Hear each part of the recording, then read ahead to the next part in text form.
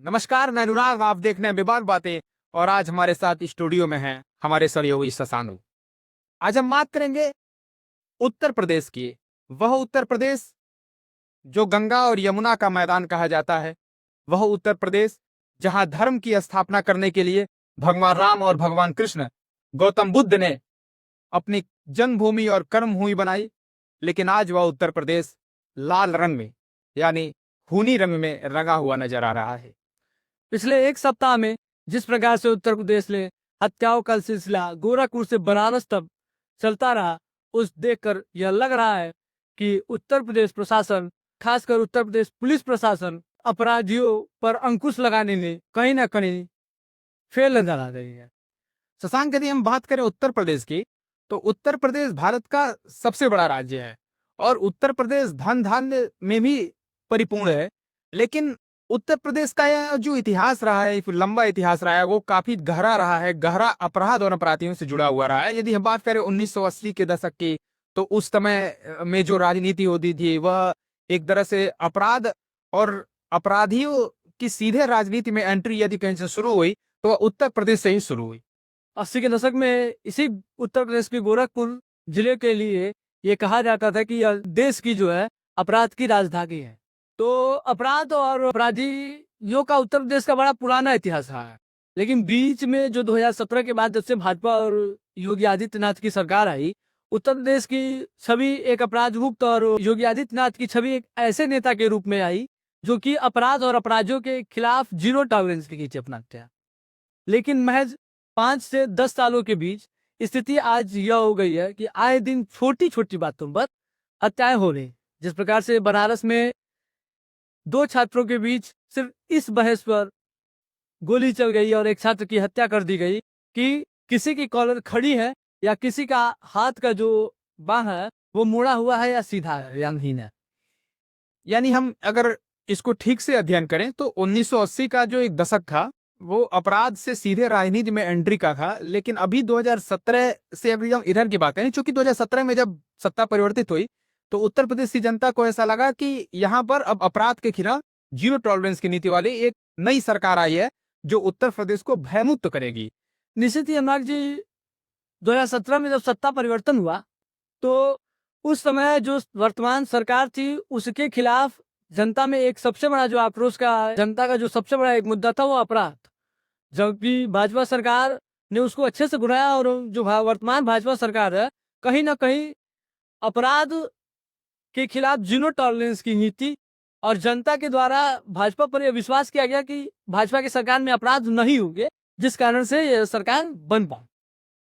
देखने को मिल रहा है कि जो अपराधी जो अपराध कर रहा है वो सत्ताधारी पार्टी के नेताओं को भी नहीं छोड़ रहा है। जैसे कि पिछले दिनों पूर्व देखा गया है कि भाजपा की ही एक नेता राजकुमार चौहान की गोरखपुर में ठीक मुख्यमंत्री जी का जो घर हम कहेंगे गोरानंद मंदिर, उससे चंद दूरी पर ही राजकुमार चौहान की दिन दहाड़े होर के समय में उनकी हत्या कर दी गई। हालांकि वहां के जो भारतीय जनता पार्टी के जो राष्ट्रीय महासचिव हैं, कभी योगी आदित्यनाथ जी के करीबी माने जाते थे, राधा मोहन दास अग्रवाल जी, अभी राज्यसभा के भी सांसद हैं, उनका जब इस हत्या पर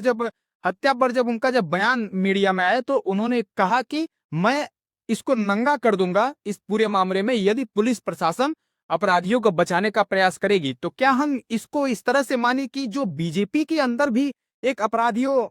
को लेकर के एक गुस्सा जो भरा हुआ है वो कहीं ना कहीं वो मुख्यमंत्री जी पर भी एक प्रश्न चिन्ह खड़ा कर रहा है, जो कि राधा मोहन दास अग्रवाल जी मोदी लॉबी के बड़े नेता माने जाते हैं और उनकी पसंद माने जाते हैं। निश्चित ही जिस प्रकार से राधा मोहन अग्रवाल ने बयान दिया, अगर पुलिस प्रशासन ने किसी प्रकार की ढिलवाई की तो हम राज्यसभा में नंगा कर देंगे, निश्चित ये दिखाती है कि भाजपा के नेताओं को भी अब भरोसा नहीं है, या तो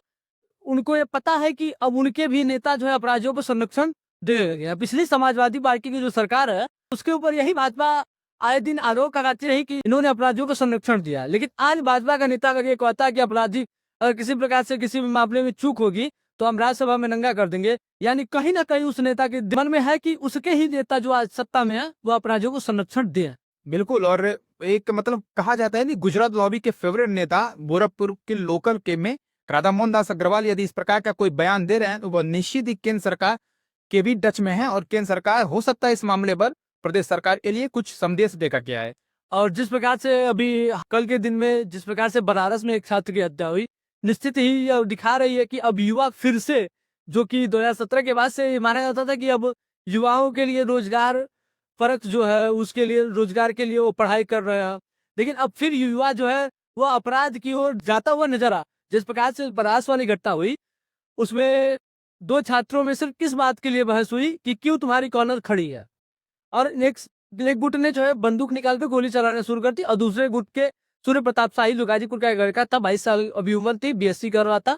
जिसकी एक बीए में पढ़ने वाले एक लड़के ने हचा। बिल्कुल, कल की तो घटना बिल्कुल झकझोर लेने वाली है, क्योंकि बनारस जो प्रधानमंत्री का लोकसभा का क्षेत्र है और वहां पर दिन दहाड़े पॉलिक में वो भी प्राचार्य और शिक्षक के सामने उसके सीने और सर में गोली मार करके उसकी हत्या कर दी गई। बेबाक बातें एक जिम्मेदार चैनल है। यह शासन और प्रशासन से यह बार बार शांति, सद्भाव और समरसता बनवाने की अपील करते आया है। मेरा यह इस चैनल का दर्शकों से एक ही अनुरोध है कि वह समाज में शांति, सौहार्द और सद्भाव बना करके चलें, क्योंकि आने वाली सदी, आने वाला समय भारत की सदी है, और भारत की सदी केवल भारत की नहीं, दुनिया की सदी होगी, ऐसा कहा जाता है। जिस प्रकार से पिछले दिनों में अपराध देखने को मिले हैं, भतीजे से किसी विवाद पर चाचा की हत्या, तो कहीं कॉलेज में किसी छोटे से विवाद पर आपसी मतभेद में एक छात्र की हत्या, निश्चित ही यह समाज के उस निकृष्ट मानसिकता को दिखा रही है जिस पर समाज चल रहा है। खबरों में बने रहने के लिए आप देखते रहिए बेबाक बातें। एक बार फिर से एक किसी संवेदनशील मुद्दे को लेकर के चर्चा में शामिल होंगे। तब तक के लिए धन्यवाद।